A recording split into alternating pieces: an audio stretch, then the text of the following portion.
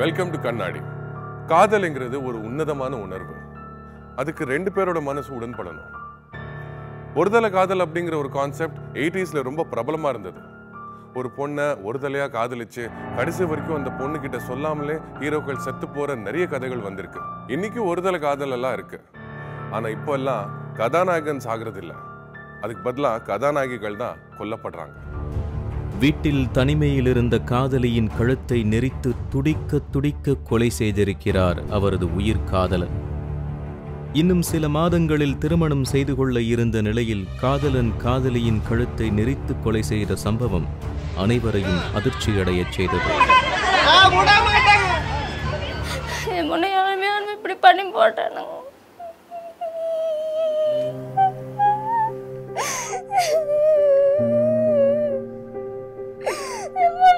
எப்படி வளர்த்தணுமுங்க? கோவை கீரணத்தில் தமிழ்நாடு அரசு வீட்டு வசதி வாரிய அடுக்குமாடி குடியிருப்பில் வசித்து வருகிறார் முருகன். இவரது மனைவி ராமாத்தாள். இவர்களுக்கு ஒரு மகன் ஒரு மகள் உள்ளனர். 21 வயதே ஆன மகள் நந்தினி கோவை அரசு கலைக்கல்லூரியில் BSc கணிதம் இறுதியாண்டு படித்து வந்தார். பள்ளியில் படிக்கும் போதே நந்தினிக்கும் தினேஷுக்கும் இடையே காதல் மலர்ந்திருக்கிறது. ஆனால் நந்தினி காதலிக்கும் விஷயம் சில நாட்களுக்கு முன்தான் அவரது வீட்டிற்கே தெரிய வந்துள்ளது.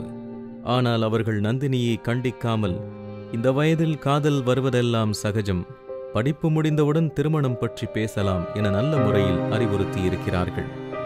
சின்ன வயசுல இருந்தெல்லாம் பழந்தெல்லாம் எங்களுக்கு தெரியாதுங்க. இப்போ சொன்னால் அப்படிங்க பழகிட்டு இருக்கிறோன்னா சரி பார்த்து பண்ணிக்கலாமா, படிப்ப முடியும்னு நாங்கள் சொல்லிட்டு இருந்தாங்க. அவள் பொண்ணு சரின்ட்டு அப்படிங்க. சரின்ட்டுங்கும் போது காலேஜுக்கு போயிட்டு வந்துட்டு இருந்தா அப்படிங்க. தன் பெற்றோர் சொன்னதை தினேஷிடம் கூறியிருக்கிறார் நந்தினி. அதேபோல் தினேஷின் குடும்பத்தினரும் அவர்கள் காதலுக்கு எந்தவித எதிர்ப்பும் தெரிவிக்காமல் சம்மதம் தெரிவித்ததாக சொல்லப்படுகிறது. படிப்பை முடித்த பிறகு நல்ல வேலை, அதன் பிறகு திருமணம் என காத்திருந்தார் நந்தினி. இந்நிலையில்தான் நந்தினி தினேஷால் கொலை செய்யப்பட்டிருக்கிறார்.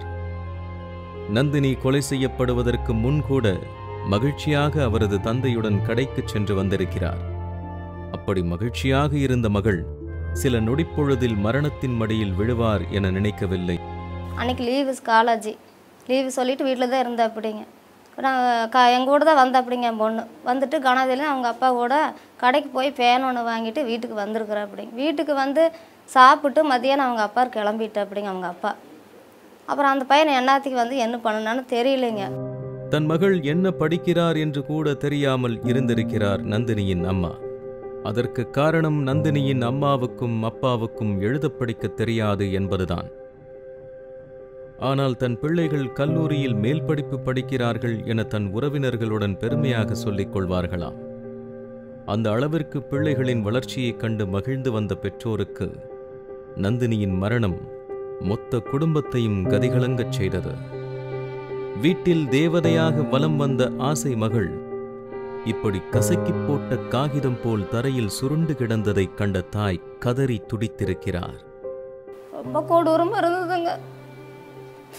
பூரா மேலே சாயமெல்லாம் ஊற்றி கழுத்தெல்லாம் காயமாகி கிடந்ததுங்க. உள்ளங்கிற ஒரே சவுண்டு தான், வேற எதுவும் கிடையாதுங்க. முள்ள கேட்டா உயிரோடு இருந்தா அப்படிங்க. பேச முடியாதுங்க. கண்ணெல்லாம் வெளியே வந்து நாக்கெல்லாம் சைடில் தள்ளிடுதுங்க. பேசவே முடியாதுங்க முள்ளனால. நந்தினியின் அதிகபட்ச ஆசை கல்லூரி படிப்பை முடித்துவிட்டு வேலைக்கு சென்று தன் பெற்றோரை நல்லபடியாக பார்த்து கொள்ள வேண்டும் என்பதுதான். இதனால் படிப்பில் மிகுந்த கவனத்துடனே இருந்திருக்கிறார். படிச்சுட்டு நல்ல வேலைக்கு போய், அம்மா உடம்பு சரியில்லை, அம்மா அப்பாவும் உடம்பு சரியில்லை, 2 பேர்த்த வீட்டில் வச்சு நான் பார்க்கணும், எங்கள் அம்மா வீட்டு வேலைக்கு போகாமல் வீட்டிலையே இருக்கணும் அப்படின்னு சொன்னேன். அப்படிங்க வீட்டு வேலைக்கு போகிறாங்க. நான் எங்கள் பிள்ளை பையன்தாங்க எங்களுக்கு கனவு, வேற எதுவும் இல்லைங்க. நாங்கள் பார்த்து பார்த்து வளர்த்தாங்க. நாங்கள் எங்கள் பொண்ணை இப்படி பண்ணி போட்டானுங்களே. விவரம் தெரியாத வயதில் மலர்ந்த தினேஷ் நந்தினியின் காதல் பிற்காலத்தில் கொலையில் சென்று முடியும் என்று இருவரும் கனவில் கூட நினைத்திருக்க மாட்டார்கள். அதுவும் உயிருக்கு உயிராக காதலித்த காதலனே தன் உயிர் மூச்சை நிறுத்துவார் என நந்தினி நிச்சயம் நினைத்திருக்க மாட்டார். இரு வீட்டாரும் இவர்களுடைய காதலுக்கு சம்மதம் தெரிவித்த நிலையில் எதற்காக தினேஷ் நந்தினியை கொலை செய்ய வேண்டும்? அதுவும் ஆசையாக காதலித்த பெண்ணை எப்படி துடிக்க துடிக்க கழுத்தை நெரித்து கொலை செய்ய மனம் வந்திருக்கும் என்ற சந்தேகங்கள் எழத் தொடங்கியது. பையன் யாருன்னே நம்மளுக்கு தெரியாது. தெரிஞ்சிருந்தா நம்ம இத்தனை தூரம் நம்ம யாருமே விட்டுருக்க மாட்டாங்க. யாருக்குமே எல்லாருமே இது எல்லா ஏரியாக்கார் இருக்கிறத வச்சு யார் யார் போகிறாங்க யார் யார் வராங்கன்னு ஒன்று தெரியும். கேட்டால் அவங்க வீட்டுக்கு போவாங்க, இவங்க வீட்டு நம்ம அதெல்லாம் கேட்டுக்கூடாதுல்ல. உரம்புறைக்கும் வரலாம், ஒன்று சேல்ஸ் பண்ணுறக்கும் வரலாம். அந்த மாதிரி நாங்கள் நினச்சிட்டு தான் இருந்திருக்கிறாங்க. ஆனால் யாரும் பார்த்தா சொல்லியிருப்பாங்க. யாரும் பார்க்கல அந்த டைமில். அதாவது அன்டைமில் ஒருத்தர் இல்லாத டைமில் இந்த மாதிரி சம்பவம் நடந்துருச்சு.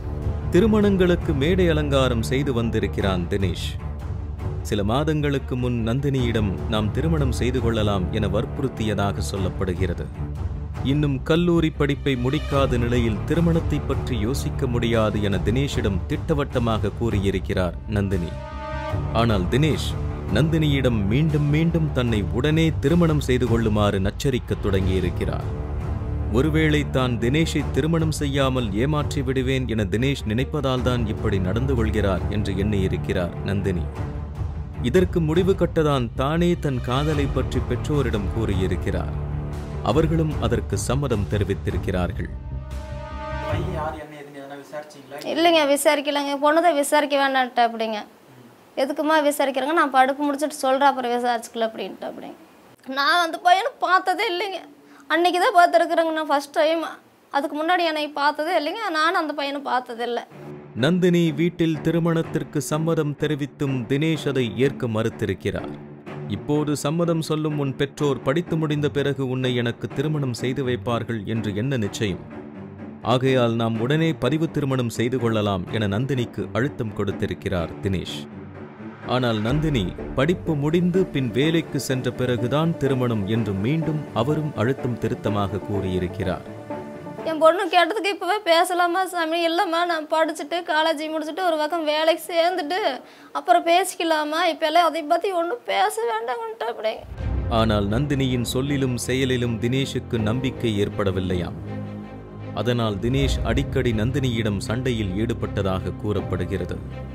சாலையில், கல்லூரியில், மொபைலில் என ஒன்று விடாமல் நந்தினிக்கு தொல்லை கொடுத்து வந்திருக்கிறார் தினேஷ். அவரது இச்செயல் நந்தினியை எரிச்சலடையச் செய்திருக்கிறது. இதனால் நந்தினி சில காலம் தினேஷிடம் பேசுவதை தவிர்த்திருக்கிறார்.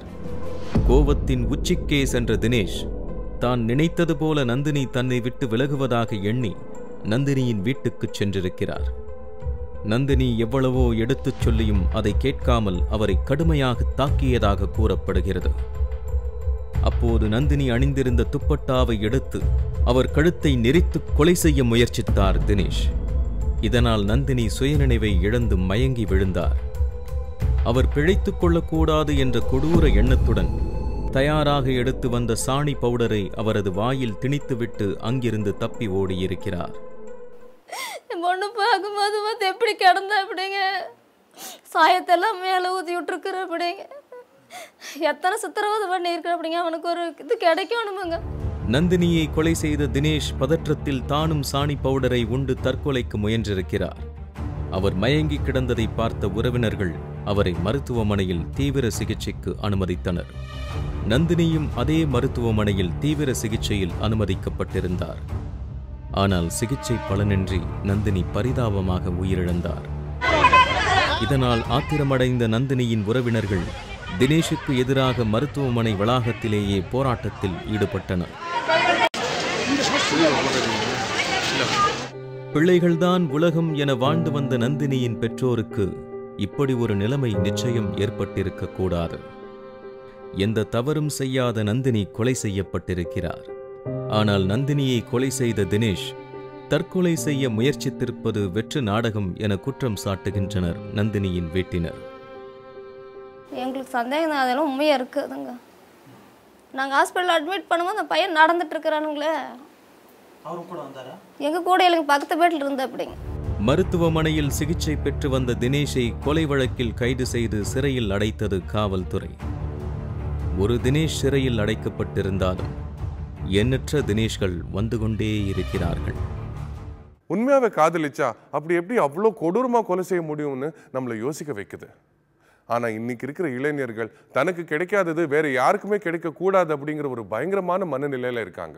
17 வயது பெண்ணின் உடலில் 18 இடங்களில் கத்தியால் கதற கதற குத்தி கொலை செய்த சம்பவம் அனைவரையும் கொலை நடுங்கச் செய்தது.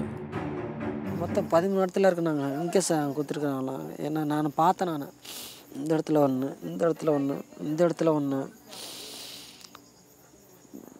வேண்டாம். விருதுநகர் மாவட்டத்தை சேர்ந்தவர் ஜெயராஜ். இவரது மனைவி குமாரி. குமாரிக்கு ஏற்கனவே திருமணமாகி ஒரு மகள் இருந்த நிலையில் கணவரால் கைவிடப்பட்டு ஆந்திராவில் ஆதரவின்றி வாழ்ந்து வந்தார். ஜெயராஜ் கட்டிட மேஸ்திரியாக வேலை செய்து கொண்டிருக்கும் போது அங்கு கட்டிட வேலைக்கு சென்னைக்கு வந்திருக்கிறார் குமாரி.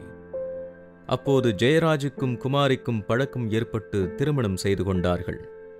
இவர்களுக்கு ஒரு மகன் உள்ளார். கட்டிடத் தொழிலாளியான ஜெயராஜும் அவரது குடும்பமும் கட்டிட வேலைக்காக ஊர் ஊராகச் சென்று விலாசம் இல்லாத இடத்தில் தகரத்தால் குடிசை வீடு அமைத்து அதில் குடும்பம் நடத்துவார்கள். குமாரிக்கு சொந்த ஊர் ஆந்திரா என்பதால் தங்கள் பிள்ளைகளை அவரது தாய் வீட்டில் விட்டுவிட்டு இவர்கள் மகாபலிபுரத்தில் உள்ள ஒரு கட்டிடத்தில் வேலை செய்து வந்தார்கள். குமாரியின் மகள் மேரி 11ஆம் வகுப்பு படித்து வந்தார்.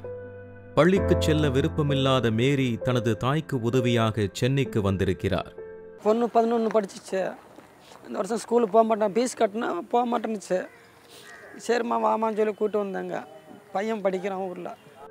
ஆந்திராவின் மலைகளையும் வறண்ட நிலங்களையும் பார்த்து பழகிய மேரிக்கு கடற்கரையையும் அதையொட்டியுள்ள வாழைத்தோப்பும் தாமரை பூக்கும் குளங்களையும் கண்டு வண்ணத்து பூச்சியாக மகிழ்ந்து திரிந்திருக்கிறார். ஆனால் அந்த மகிழ்ச்சி சில காலங்களிலேயே முடிவுக்கு வந்துவிடும் என அவரும் அவரது பெற்றோரும் எதிர்பார்த்திருக்க மாட்டார்கள். படிக்க முடியல, கூட்டுக்கு வந்தாச்சுங்க வேலை செய்யுதுக்கு. எங்கள் வந்து சாவடிக்குதான் கூட்டுக்கு வந்தாச்சோ.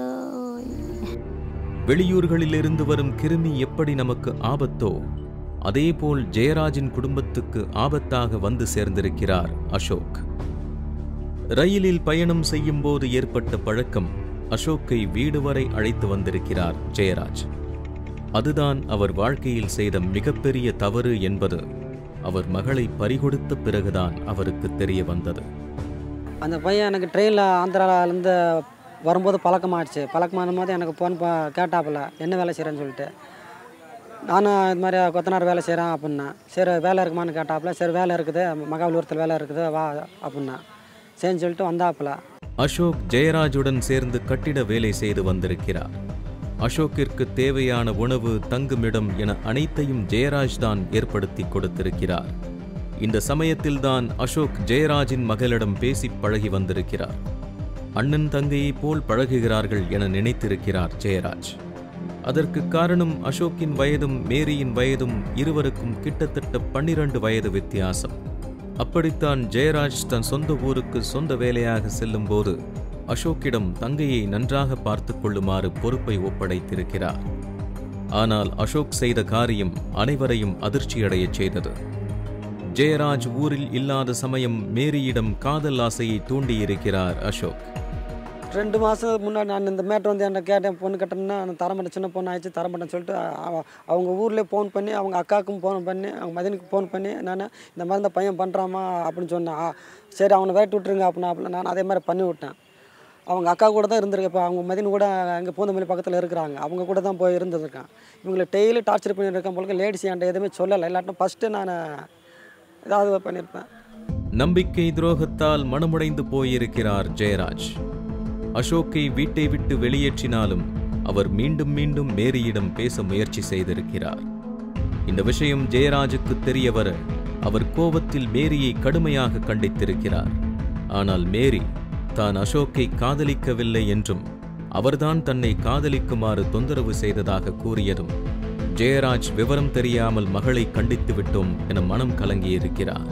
வேலை செஞ்சு நல்லதா இருக்குது, நல்லதா பேசுது. இன்னைக்காட ஒரு மாதம் இந்த மாதிரி தெரிஞ்சு நான் அடிச்சு வச்சேன். எதுக்கு அம்மா இந்த மாதிரி உனக்கு எதுக்கோ, அவர் யாரோ எனக்கு தெரியாதோ, நான் பண்ணலாம்மா, அவர் தான் எனக்கு டார்ச்சல் பண்ணுறாரோ, நான் எதுவுமே தப்பு பண்ணலை, அவர் தான் எனக்கு மிரட்டுறாரோ, கல்யாணம் பண்ணுக்கோ கல்யாணம் பண்ணுக்கோ, நான் வேணாம், நான் சொல்ல அவர் கேட்க மாட்டார் அம்மா அப்படின்னு சொல்ல ஒரு 4 பேர் சென்று 2 நாள் சாப்பிடல பொண்ணு. மேரியை மீண்டும் ஆந்திராவுக்கு அனுப்ப முடிவு செய்திருக்கிறார் ஜெயராஜ். ஆனால் இப்படிப்பட்ட அழகான சூழலை விட்டுச் செல்ல மேரிக்கு மனமில்லை. ஆந்திராவுக்கு சென்றால் தனிமையாக வேண்டும் என வேதனைப்பட்டிருக்கிறார். இருந்தாலும் மேரியை ஆந்திராவுக்கு செல்ல அவரது பெற்றோர் கட்டாயப்படுத்தியதால் ஒரே ஒரு நிபந்தனையை மட்டும் அவர் பெற்றோருக்கு தெரிவித்தார். டிவி வாங்கி கொடுத்தால் நான் ஆந்திராவுக்கு கிளம்புகிறேன் என்பதுதான் அந்த நிபந்தனை. ஆனால் டிவி வாங்கி தரும் சூழ்நிலையில் அந்த குடும்பம் இல்லை என்றாலும் அதற்கு அவர்கள் சம்மதித்திருக்கிறார்கள். இந்த நிலையில்தான் குழந்தை குணம் மாறாத மேரியை கருணை இல்லாமல் கொடூரமாக குத்தி கொலை செய்திருக்கிறார் அசோக். இவன் நைட்டு வந்தானோ இல்லாட்டினா காலில் வந்தானே தெரியல. குளிச்சுட்டு இருக்கும்போது கத்தியில் குத்தி போட்டப்பில்ல. அது கேட்ட தொடர்ந்து அம்மான்னு சவுண்டு கேட்டுச்சு. எனக்கு கரண்ட்டு தான் ஷாக் ஆகிடுச்சுன்னு சொல்லிட்டு ஓடுனா கீழே அப்படியே விழுந்து போச்சு. விழுந்து போன அவள் 5 நிமிஷம் எல்லாம் பண்ணாச்சு. 5 நிமிஷத்துக்கு எல்லாம் செஞ்சு. இந்த வாரத்தை எனக்கு தெரியல இந்த மாதிரி பண்ணுறாருன்னு. ஒரு கை அடிச்சுனா பரவாயில்ல, ஹாஸ்பிட்டலுக்கு போய் நான் காப்பாடு. எவ்வளோ பணம் கட்டினா நான் பொண்ணு காப்பாடேன்னு சொல்ல டாக்டர் காப்பாடல. 1000 ரூபாய் பணம் ரெடி பண்ணி டிவி வாங்க தயாரானார் ஜெயராஜ். ஜெயராஜின் மொத்த குடும்பமும் விடியற்காலை 4 மணிக்கெல்லாம் ஊருக்கு கிளம்பும் வேலையில் ஈடுபட்டிருக்கிறார்கள். பக்கத்தில் உள்ள வாழை மரத் தோப்பில் உள்ள தண்ணீர் தொட்டியில் அவர்கள் குளிப்பது வழக்கம். அப்படித்தான் மேரி மற்றும் அவரது தாய் குமாரியும் குளிக்கச் சென்றனர். மெட்டாரஸ்காரிலேருந்து அவங்க வந்து அங்கே தோட்டம் வச்சுருக்காங்க. அது யாரும் உள்ளே போக லாக் பண்ணிடுவோம் அந்த தாளம் போட்டு. குளிக்கும் லேடிஸ் மாத்திரம் குளிக்கும். எங்கள் பாப்பா தான் அங்கே போய் குளிக்கும். வேறு யாரும் குளிக்க மாட்டாங்க. பாப்பா எங்கள் ஒய்ஃப் மாத்திரம் உள்ளே போய் குளிப்பாங்க. வெளியில எல்லாம் ஆளுங்க இருப்பாங்கன்னு சொல்லிட்டு. குமாரி குளித்துவிட்டு வந்திருக்கிறார். மேரி குளித்துவிட்டு உடை மாற்றும் சமயம் இரவிலிருந்து தோப்பில் பதுங்கியிருந்த அசோக் திடீரென மேரியின் முன் வந்து கையில் வைத்திருந்த கத்தியால் மேரியின் உடலில் வெறித்தனமாக குத்தி குதறியிருக்கிறார். மேரியின் அலறல் சத்தம் கேட்டு ஓடிச் சென்று பார்த்த ஜெயராஜ் அதிர்ச்சியில் உறைந்து போனார். சின்ன பொண்ணு சார் இருக்கும், தொட தண்டி தான் இருக்கும் உடம்ப. அதில் போய் 13 இடத்துல குத்திருக்கிறான். மேரியின் உடலை மீட்டு தனியார் மருத்துவமனைக்கு சென்றிருக்கிறார் ஜெயராஜ். ஆனால் அங்கு மருத்துவம் பார்க்க லட்சக்கணக்கில் செலவாகும் என்று சொன்னதும் உயிருக்கு போராடிய மகளை வைத்துக்கொண்டு கலங்கியபடி தெருவில் நின்றிருக்கிறார் ஜெயராஜ். அந்த பரிதாப நிலையில் ஒரு தனியார் அமைப்பு அவர்களுக்கு பண உதவி செய்ய முன் வந்தது. ஆனால் அறுவை சிகிச்சை செய்த பின் மேரி பரிதாபமாக உயிரிழந்தார். மேரி உயிரிழந்த பின் தனியார் அமைப்பு பணம் கொடுக்காமல் கைவிட்டது. இதனால் மேரியின் உடலை தர மறுத்தது தனியார் மருத்துவமனை. வளர்ச்சியடைந்த இந்த நாட்டில் நாதியத்து நின்றது ஜெயராஜின் குடும்பம். மேரியின் உடலை மீட்ட காவல்துறை பிரேத பரிசோதனைக்காக செங்கல்பட்டு அரசு மருத்துவமனைக்கு எடுத்துச் சென்றது. பிரேத பரிசோதனை முடிந்த பின் மேரியின் உடல் இறுதிச் சடங்கிற்காக ஆந்திராவுக்கு கொண்டு செல்லப்பட்டது. தன் மகளை கொடூரமாக கொலை செய்த அந்த கொடூரனுக்கு தகுந்த தண்டனை தர வேண்டும் என கொந்தளிக்கிறார் ஜெயராஜ். அந்த மாதிரி ஆள் லோக்கத்தில் இருக்கக்கூட சார், தயவுசெய்து அது நாகம் சொல்லணோ. அம்மா நல்ல பொண்ணாதோ, இன்னைக்கு அடைய சரி பேச மாட்டோ. நந்தினியின் கொலையும் மேரியின் கொலையும் கிட்டத்தட்ட ஒன்றுதான். இருவரும் எந்த தவறும் செய்யாத அப்பாவி பெண்கள். காதல் என்கிற ஒற்றை வார்த்தையை வைத்துக்கொண்டு 2 பெண்களையும் பரிதாபமாக கொன்றிருக்கிறது நவீன ஆண் வர்க்கம். காதலை ஏற்கவும் ஏற்காமல் இருக்கவும் கூட பெண்களுக்கு சுதந்திரம் கிடையாதா? அழகாக மகிழ்ச்சியாக வாழ வேண்டிய 2 இளம் பெண்களுக்கு பறந்து விரிந்திருக்கும் இந்த உலகில் வாழ இடமில்லாமல் போயிருப்பது வேதனையான விஷயம். இன்னைக்கு இருக்கிறவங்க காதல் மாறி போச்சுன்னு சொல்லிக்கலாம். ஆனா அதுக்காக கொலை செய்யறது தான் சரி அப்படிங்கிறத சமூகம் ஒத்துக்காது. ஆனா ஒரு விதத்துல இந்த கொலைகளுக்கு சமூகமும் ஒரு காரணமா தான் இருக்கு. இந்த 2 சம்பவத்தையும் கேள்விப்பட்ட பலர் நடு ரோட்ல வச்சு கொல்லணும்னு சர்வசாதாரணமா சொல்லுவாங்க. தப்பு செஞ்சவங்களுக்கு தண்டனை கொடுக்கறது சரிதான். ஆனா அதுக்காக இந்த பழி வாங்குற உணர்வை ஒட்டுமொத்தமா பரப்புறது எந்த விதத்துல நியாயம்? மீண்டும் நாளை சந்திப்போம். இது கண்ணாடி.